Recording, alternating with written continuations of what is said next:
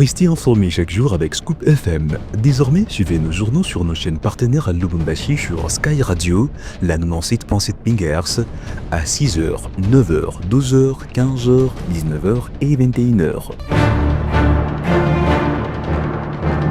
Suivez-nous également sur la radio communautaire Moïseni chaque jour à 9h05, 10h03 et 21h juste. Le journal du Scoop FM passe aussi sur Kipushi 24 Radio à 8h30, 12h30, 16h juste, 18h30 et 21h30.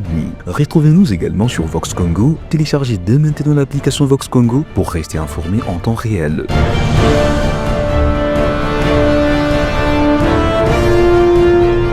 Scoop FM, suivez-nous sur notre page Facebook et sur notre chaîne YouTube pour tout savoir sur l'actualité locale, provinciale, nationale et internationale.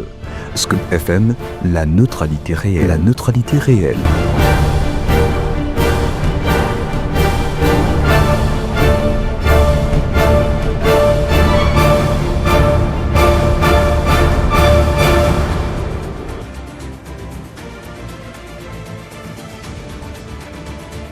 Bonsoir mesdames et messieurs, bienvenue dans cette nouvelle édition du journal.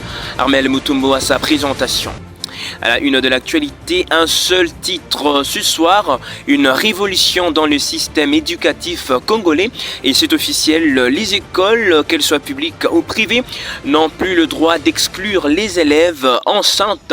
On fait le point dans ce journal. Encore une fois, mesdames et messieurs, bienvenue dans ce journal. Ouvrons ce journal tout d'abord par cette information. Intervenant presse briefing ce lundi 14 juillet 2025, le ministre de la Santé a qualifié les membres de l'AFC M23 des malades mentaux, tout en détaillant les efforts du gouvernement pour venir en aide aux populations victimes de l'épidémie de choléra dans les zones sous contrôle de la rébellion. Suivez. Alors, d'abord pour les provinces occupées, rappelez-vous que quand ces méchants, comme vous les avez appelés, moi je dis c'est barbares, c'est tueurs en série, tout ce que vous voulez, tous les mots là sont insuffisants par rapport à leur comportement. Rappelez-vous que en ce moment-là, quand Goma est tombé, nous avons quand même réussi à soulager nos compatriotes en donnant du sang, en apportant le sang là-bas.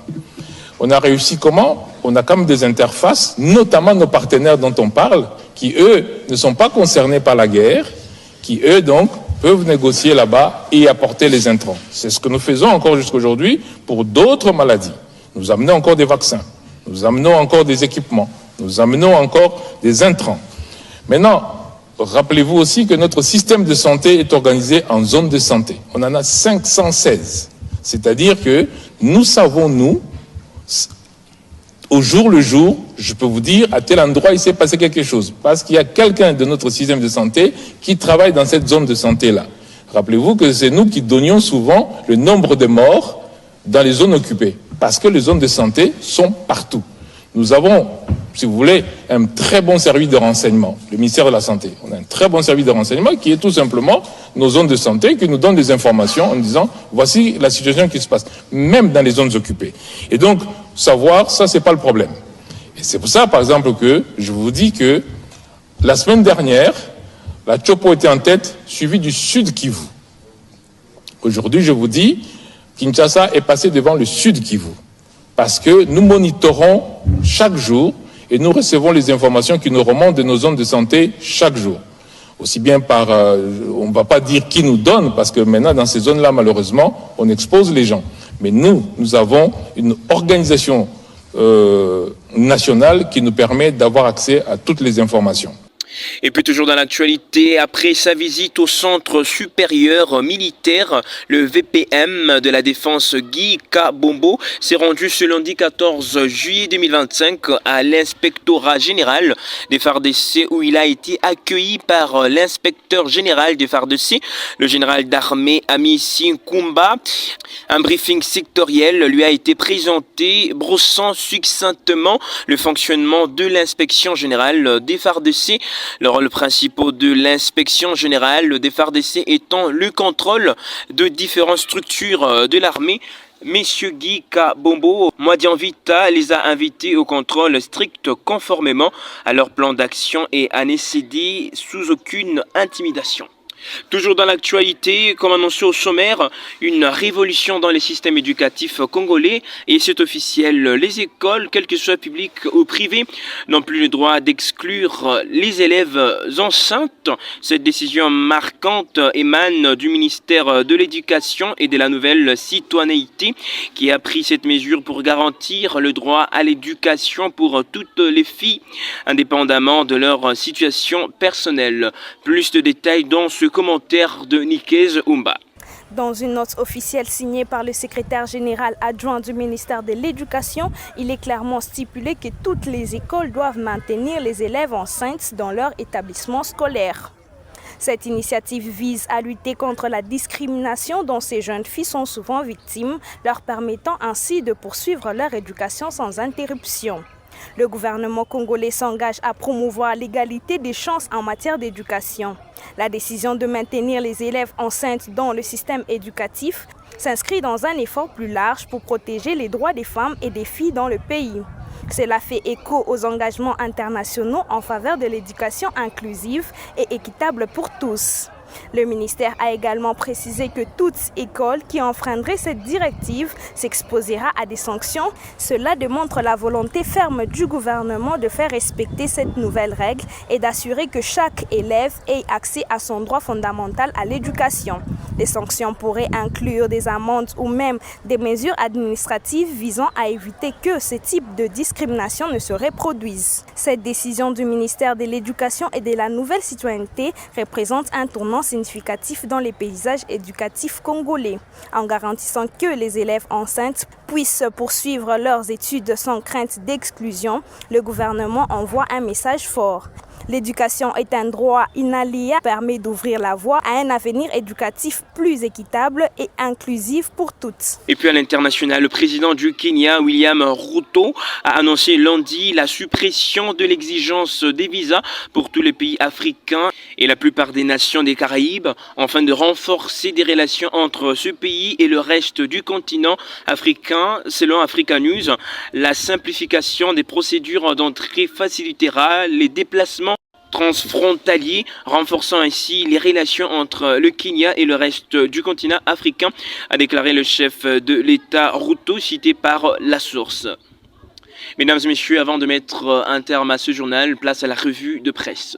Désormais, les filles enceintes autorisées à rester à l'école en République démocratique du Congo. Mesdames et messieurs, bonjour. Un titre paru dans plusieurs journaux, repris notamment par Radio-Capi.net. Et c'est avec celui-ci que nous débutons cette revue de presse. Bienvenue à tous. Dans une note circulaire signée lundi 14 juillet, la ministre de l'Éducation nationale et Nouvelle Citoyenneté, Raissa Malou, ordonne le maintien des filles enceintes dans les établissements scolaires. Selon les documents, cette décision vise à garantir leur accès au système éducatif dans les cadres d'une éducation inclusive et de l'égalité des genres en République démocratique du Congo. Jusqu'au jour de la publication de cette note circulaire, l'effet pour une élève de tomber enceinte en pleine année scolaire valait son exclusion des établissements scolaires de la République démocratique du Congo. Des milliers de jeunes congolaises ont ainsi vu leur scolarité être interrompue à cause d'une grossesse non désirée, a-t-on lu sur ces médias en ligne. De l'autre côté, RTNC pensait des titres dès sa part. EAC appelle à la coalition des ressources régionales pour l'agenda 2063 de l'UIA. Les États membres de la communauté d'Afrique de l'Est, EAC en sigle, de la communauté des développements de l'Afrique australe, SADC en sigle, ainsi que du COMESA s'engagent à harmoniser la stratégie des mobilisations des ressources en vue d'assurer les financements du programme de développement régional et atteindre les objectifs de l'agenda 2063 de l'Union africaine. C'est ce qui ressort de la table ronde de haut niveau organisée par l'Agence des développements de l'Union africaine à Malabo en Guinée équatoriale. C'est dimanche 13 juillet 2025, en marge de la 7e réunion semestrielle de la coordination de l'Union africaine, des communautés économiques régionales et des mécanismes régionaux. Dans son discours, la secrétaire générale de l'EAC, honorable Véronica Ndouva, a appelé à une stratégie unifiée à l'échelle du continent afin de remplacer les efforts fragmentés et renforcer la coalition des ressources de l'Afrique Afrique. Il s'est rappelé que cette réunion des hauts niveaux qui s'est déroulée en présence du président de la Commission de l'Union africaine a également donné lieu à l'EAC prendre la présidence du groupe des travail tripartite COMESA et AC-SADC. L'accord tripartite sur la zone des libre-échanges est officiellement entré en vigueur le 25 juillet 2024 après avoir atteint le nombre requis des 14 ratifications par les États membres et les États partenaires, poursuit ces tabloïds. Mesdames et messieurs, ainsi prend fin cette revue de presse sur votre radio. Merci à tous de nous avoir suivis. Prochain rendez-vous demain.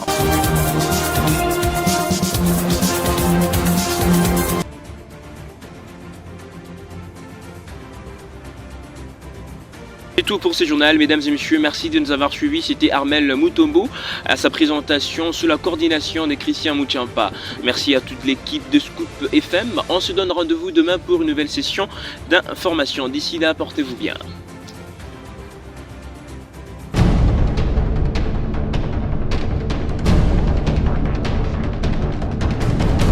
Restez informés chaque jour avec Scoop FM. Désormais, suivez nos journaux sur nos chaînes partenaires à Lubumbashi sur Sky Radio, la 97.7 MHz, à 6h, 9h, 12h, 15h, 19h et 21h.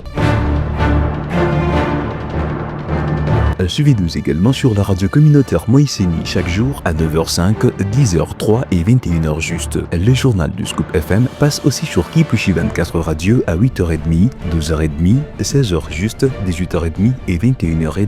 Retrouvez-nous également sur Vox Congo. Téléchargez dès maintenant l'application Vox Congo pour rester informé en temps réel.